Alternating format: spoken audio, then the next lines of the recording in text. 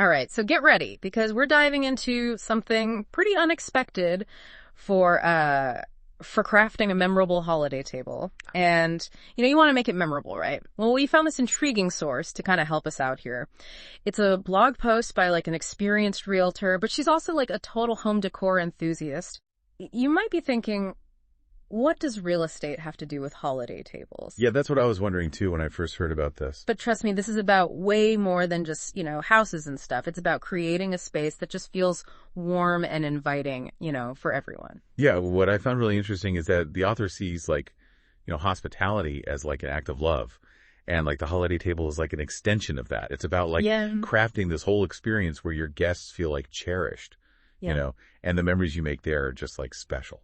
Yeah, and she kicks things off with a step that's surprisingly profound, I thought. Good. Yeah, it's called clearing the decks. And she's talking about way more than just dusting and polishing. It's about creating a clean slate, both physically and mentally. Oh, I see. I think that's a really crucial point. It's letting go of any stress or preconceived notions you might have about holiday hosting. Yeah. Just approaching it with a fresh perspective.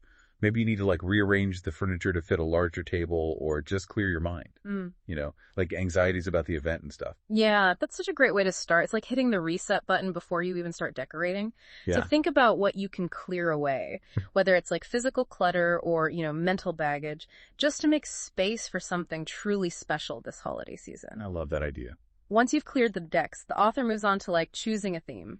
And she really emphasizes that this should be deeply personal, something that reflects your family's unique style and story. Yeah, she gives some great examples to get you thinking, a cozy, a winter wonderland theme with soft textures and pearly accents, or a rustic look with natural elements, like pine cones and wood slices, or even a table showcasing vintage ornaments that tell your family's story. Imagine the conversations those ornaments could spark. Right. It's each table becomes a living, breathing part of your family history. Now, I love her advice on centerpieces. She doesn't just say put a vase of flowers in the middle. Right. She encourages you to create a centerpiece that tells a story. Oh, absolutely. One of her favorite centerpieces was this collection of reindeer figurines and vintage ornaments from her mother. It wasn't just visually appealing. It was a tangible link to her family history and cherished memories. And that's something you can recreate with your own family treasures. Maybe you have an heirloom passed down through generations, or a special souvenir from a family vacation, that could become the heart of your centerpiece. It's like turning your table into a treasure map of your family's adventures. And speaking of treasures, the author's next step is all about polishing and preparing their special details that elevate the whole experience. Yeah, she talks about bringing out the good china, pressing those linen napkins until they're crisp, and giving the silver a good polish. While I appreciate the elegance of polished silver, I sometimes wonder if it's really necessary. Wouldn't a more relaxed, less formal approach work just as well? Especially if you're going for a rustic or cozy vibe. That's a great point. I think it really depends on the overall feel you're going for. For some people, the formality of polished silver adds a sense of occasion, but for others, it might feel a bit too stuffy.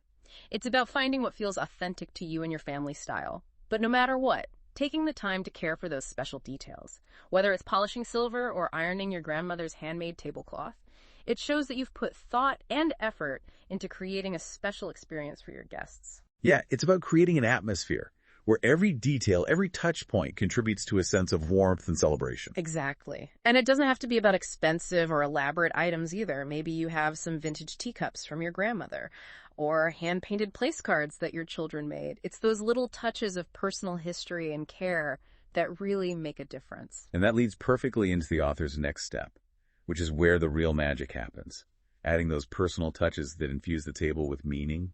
This is where you get to let your creativity shine. She talks about incorporating small details that hold special significance. For example, she might use wooden lovebirds to symbolize love and hope, or hummingbirds that remind her of happy memories of summers spent in Vermont. It's those seemingly insignificant details that often spark the most interesting conversations and create lasting memories. Exactly. Imagine a guest picking up a lovebird and asking, "Oh, what's the story behind this?" Suddenly you're not just talking about decorations. You're sharing a piece of your family's story, your values, your history. And that's what makes a gathering truly special. Yeah. Now let's say your theme is Winter Wonderland. Could you incorporate snowflakes that your children made as kids? Suddenly, it's not just decor, it's a shared memory brought to life. I love that. And it doesn't have to be limited to physical objects either. You could even incorporate scents that evoke special memories. The smell of cinnamon might remind you of baking cookies with your grandmother, or a pine-scented candle could transport you back to a family vacation in the mountains. So as you're planning your holiday table, think about those small details that have special significance for you and your loved ones. What symbols, colors, or objects represent something meaningful? How can you weave those elements into your table setting to create a truly personalized and heartwarming experience? Now, once you've infused your table with all this personal meaning, it's time to think about the practical side of things, because as much as we love the symbolism and sentiment, we also want to make sure our guests are comfortable. And everything flows smoothly. That's where the author's next step comes in. Setting the table with a focus on both aesthetics and functionality. She's all about finding that balance between beauty and practicality. For instance, she might use gold chargers and crisp white linens to create an elegant backdrop, but then adds place cards to ensure everyone can easily find their seats. It's about creating an experience that feels both special and effortless. She also loves bringing out those special occasion plates and crystal stemware, adding an extra touch of elegance. But again, it's about finding what feels right for you. Maybe you prefer a more relaxed, eclectic look with mismatched china and vintage glassware. The key is to choose items that make you and your guests feel comfortable and at ease. And speaking of making guests feel comfortable, what about flowers? Where do they fit into this whole equation? Well, the author sees flowers as like the finishing touch, that final flourish that adds life and softness to the table. She keeps it simple with small bud vases filled with roses or seasonal greenery. It's about that final touch of natural beauty and fragrance, don't you think? Yeah. And she often adds them the day before to ensure they stay fresh and vibrant throughout the gathering. I actually prefer a more minimalist approach with flowers. Maybe just a few sprigs of eucalyptus or a simple bowl of fruit. It feels more organic and less contrived. What about you? Do you have a go-to flower arrangement for a special occasion? You know, I tend to go for something a little more dramatic. So we've talked about setting the stage, literally, by creating like a beautiful and meaningful holiday table. But as we all know, the table's just the backdrop for what really matters, like the connections we make, the stories we share, the laughter that like fills the room, The author highlights this perfectly.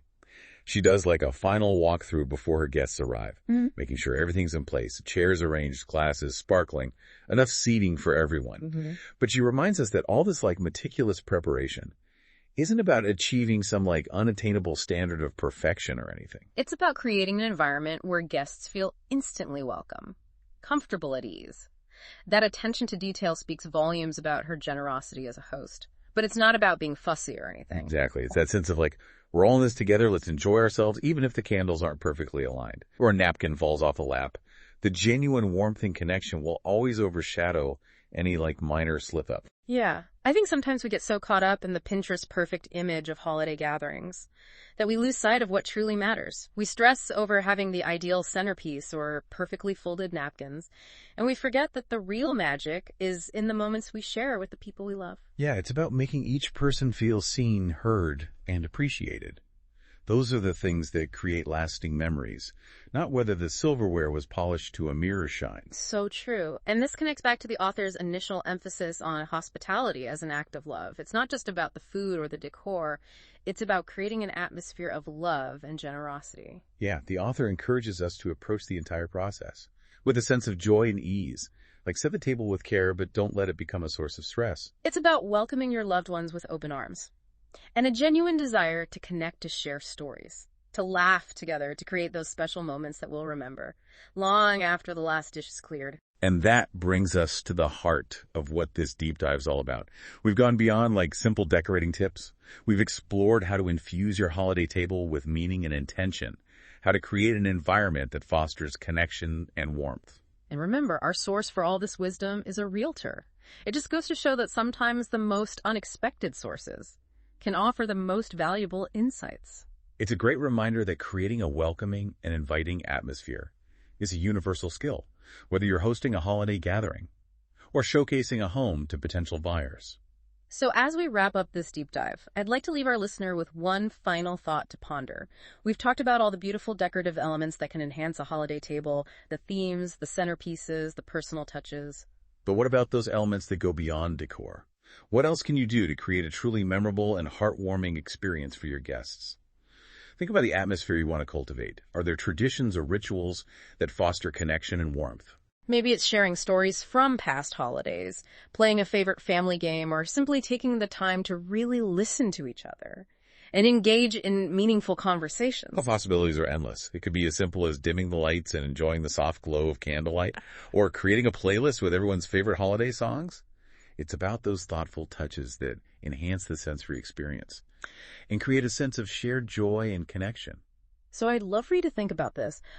What one non-decorative element will you bring to your holiday gathering this year to make it truly special? Maybe it's a heartfelt toast, expressing gratitude for loved ones, or a tradition of sharing what you're most thankful for. Whatever you choose, remember that it's the heart you bring to the table that truly matters. Beautifully said. And on that note, we wish you a happy holiday season, filled with meaningful moments and cherished memories. It's so easy to get caught up in all the preparations, right? Yeah. But as we've discovered from this insightful realtor turned holiday guru, it's the atmosphere, the connection, the shared moments that make a holiday gathering really special.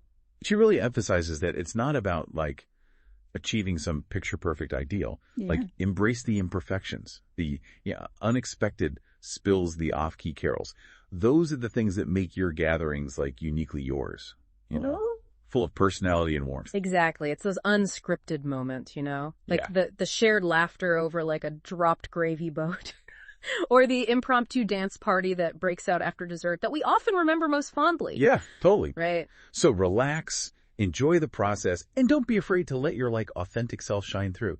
The holidays are a time for being present with loved ones, for appreciating the simple joys of togetherness. Well said.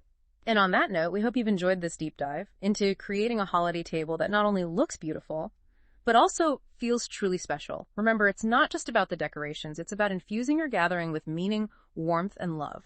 And don't forget that one-of-a-kind, non-decorative element that you're going to bring to the table this year. We can't wait to hear what creative ideas you come up with. From both of us, happy holidays. May your season be filled with joy, laughter, and those heartwarming moments that make the holidays so magical.